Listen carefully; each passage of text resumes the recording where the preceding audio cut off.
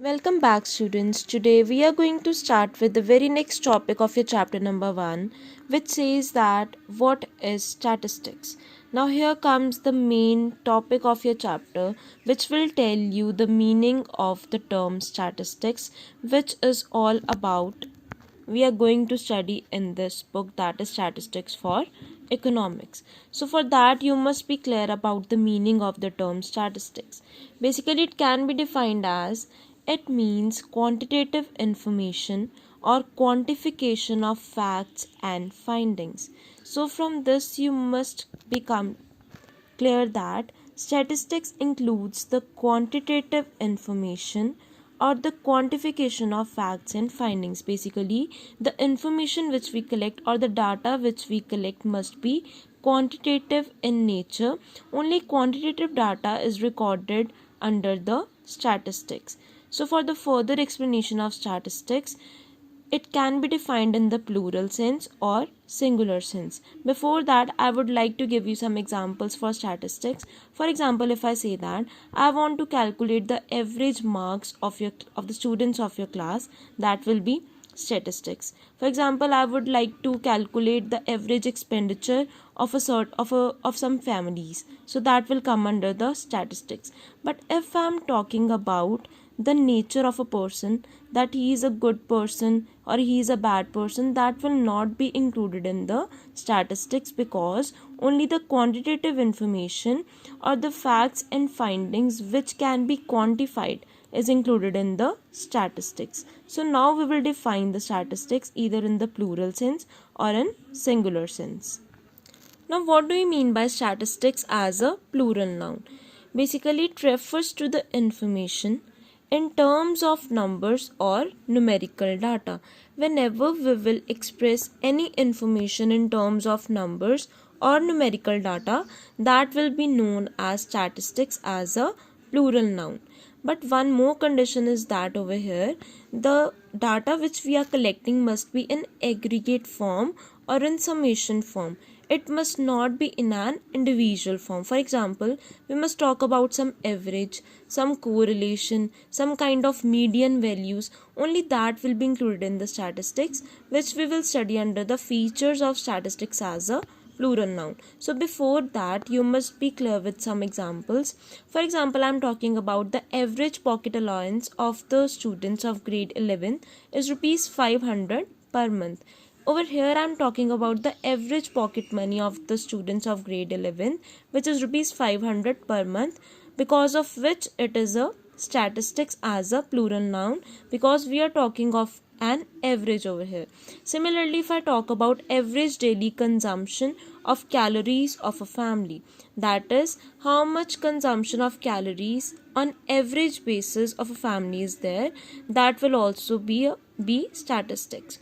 Next is rate of population increase in past 10 years. So this will also come under statistics, because we are talking about the quantitative information. Suppose over here if I am talking about that my pocket money is rupees 500 per week, that will not be a statistics, because I cannot make any kind of comparison from that. Any individual value is not of any significance under the statistics.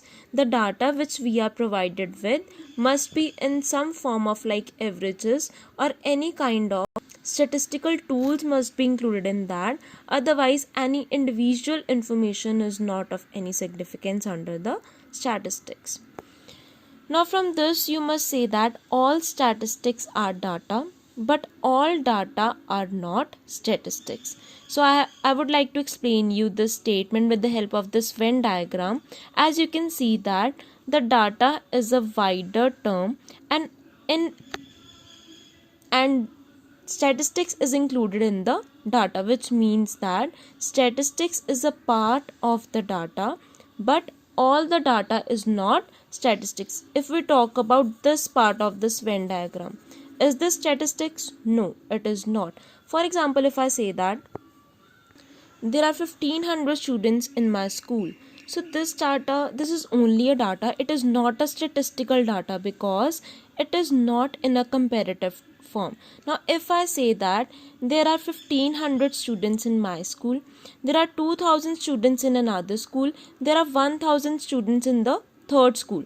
So what is that? That will be statistics, because I will get a comparative data or some kind of information from which I can draw some conclusions. Or if I say that in this year the number of students in my school are 1500, in the previous year there were 1200 students, and in the next year I'm hoping of 1600 students, that will also be a statistical data, because I can make comparison or draw conclusions from that data. So that's why we say that all statistics are data, that is, all the statistics are included in the data or are a part of data, but all data are not statistics. That means all the quantitative information is not statistics. Some features needs to be satisfied by the data, then only that data will be known as statistics.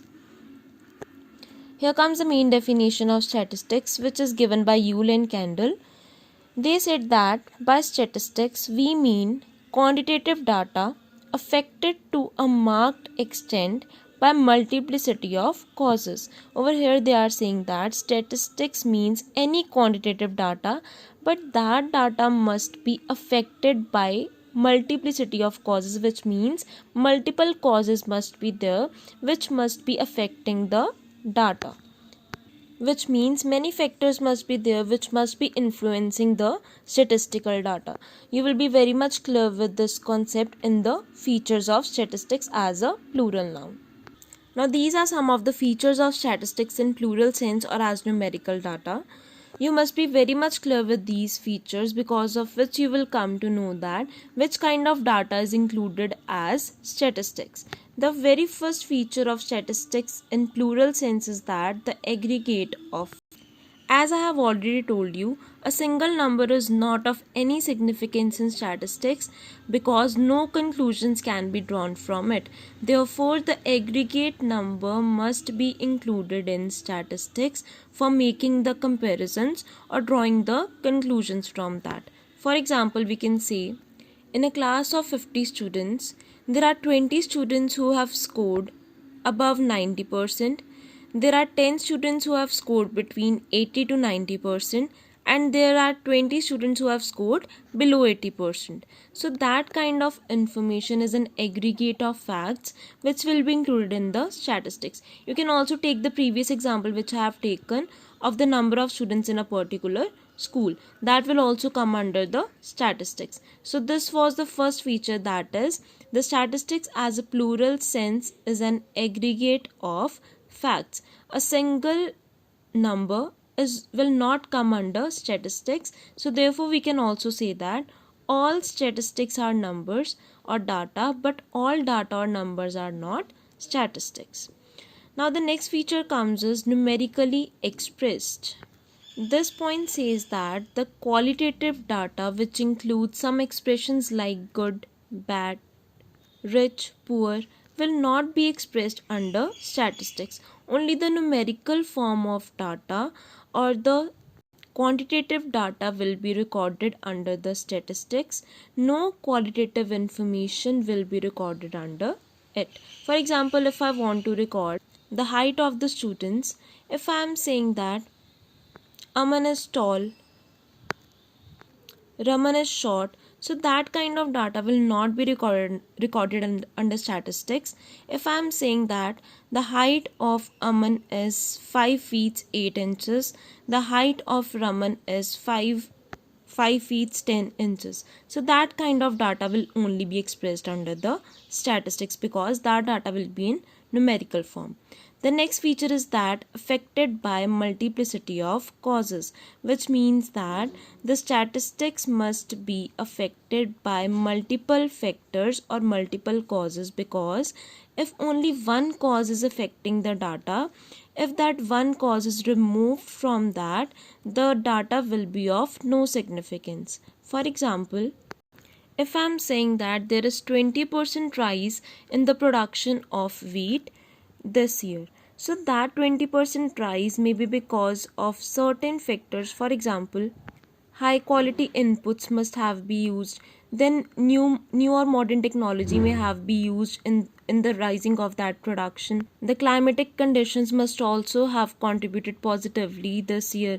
So there are number of causes because of which the production of wheat can be increased. So therefore any data which we are recording must be affected by multiple causes. The next point of feature is that reasonable accuracy. This point says that the data which we are collecting must have accuracy or must be correct in picture, because if we are collecting an inaccurate data, that will not give us true results. While collecting the data, the purpose of investigation for which we are collecting the data must be very much clear, because according to that only we will collect our data. Along with that, the resources which are available to us must be looked after so that the accuracy can be maintained. The fake resources must not be used for collecting any kind of data for any purpose of study. Next point is that placed in relation to each other, which means that the data which we are collecting or the data which we have collected must be related to each other. The units in which they are collected must be related to each other. For example, I have collected the data related to the income of the households in my locality. But what was my objective of study? Basically, I wanted to know about the average height of the people living in my locality. So the data which I collected, that is of the income, is of no significance in calculating the average height. So therefore whatever information or data we are collecting must be placed in relation to each other, otherwise that data will be of no significance. The next feature is that predetermined purpose, which means that the data which we are collecting must be based on the objective of study. That is, whenever we are collecting any data, firstly we must be very much clear about why we are collecting this data, what is the motive of collecting this data, because if we do not know the motive of collecting the data, we will not be able to make any kind of conclusions from that data. For example, if I need to study the population growth rate in my area, or you can say of any region, for that I must be very much clear that what kind of steps I need to follow for collecting the data related to the population. So if I'm not clear about that what is my study for which I'm collecting the data, I will not be able to draw any kind of conclusions from that data. Therefore there must be predetermined purpose for collecting the data. The next point is that enumerated or estimated. Now there is some difference between the enumeration and the estimation. Basically, enumeration refers to the method which gives us accurate information or accurate numbers about anything. For example, if I am saying that there are 40 students present in a class, that will be known as enumeration, because this data is an appropriate data. No estimation is involved in this data. For example, we can take another example also. If I am saying that in a party 100 guests were involved or 100 guests were invited, so what is that? That is enumeration, in which the appropriate data is recorded. But if we talk about estimation or estimated data, in that only estimation is involved. For example, if I say that in a marriage function near about 300 people were there, which means only estimation is there. I was not counting the number of guests in that marriage party. So therefore there is difference between enumeration and estimation. If the field of study is large, there is involvement of some kind of estimation. But if the field of study is small, that is, for example, if I want to record the data about my class, I will use the enumeration method, because I can easily record the number of students or the data which I need. But if the field of study is large, for example, if I want to know about how many people were present in the rally of Prime Minister, so that will include the estimation. For example, I will say there were 2 lakh people who were attending that particular rally, so that will only be estimation. In that kind of study, estimation is always involved. The last feature of statistics as a plural sense is that collected in a systematic manner, which means the data or the information which we are collecting for the matter of study which we want to do, it must be collected in a systematic manner. That is, a proper planning must be there, that how we will collect the data, from which sources we are going to collect the data, so that we can make out proper conclusions from that, or no chaos may be involved in that collection of data. So this was all about the features of statistics as a plural sense or as numerical data. Now next we will talk about the statistics as a singular noun. Now as a singular noun, basically statistics involves the various stages or the various steps which are included while collecting the data, from collecting the data to drawing of conclusion or the analysis of data. So we can define statistics as a singular noun in the form that it is the science which deals with the methods of collecting. Firstly, we will collect the data, then we will organize or classify the data, which will make easy for us to further present the data in the form of graphs or tables. Then we will, after presenting the data, we will compare the data or analyze the data, and after that at the last we will interpret the numerical data, from which we will draw certain conclusions related to the objective of our study, or we can say to find certain conclusions. So all these stages are included in the statistics as a singular noun. Now there are some statistical tools which are used in statistical study. As I have already told you, there are basically 5 stages of statistical study. In the first stage, what we will do the collection of data. In the second stage, we will organize the data in the form of telebar diagrams or data array. In the third stage, we will present the data in the form of tables or graphs. In the fourth stage, we will analyze the data by using various kind of measures. For example, measures of central tendency, which will include the mean, median, mode. Then we can also use the percentages, correlation, etc. And the fifth one is the interpretation of data, in which we will draw out the conclusions. So for performing the statistical study, we need to use some kind of statistical tools, about which you will come to know about in your further chapters, because all these stages are explained individually as individual chapters in your book. So what you need to know in this topic is that statistical tools are the techniques or methods which are used in each stage of statistical study. For example, in the first stage of collection of data, what kind of methods you can use for collection of the data? That is census or sample techniques. That is, these are the tools which can be used for the collection of data. Similarly, for organizing the data, what kind of tools can be used? That is the data array or the telebar diagrams you can use for organizing the data. Similarly, for the presentation, analysis as well as interpretation of data, various statistical tools are there which we will study individually in your book in the further chapters. So this was all about today's video, in which we studied about what is statistics, statistics as a singular noun and statistics as a plural noun. I hope that this concept is very much clear to all of you, because on the basis of this study only we will do the further topics. Thank you so much.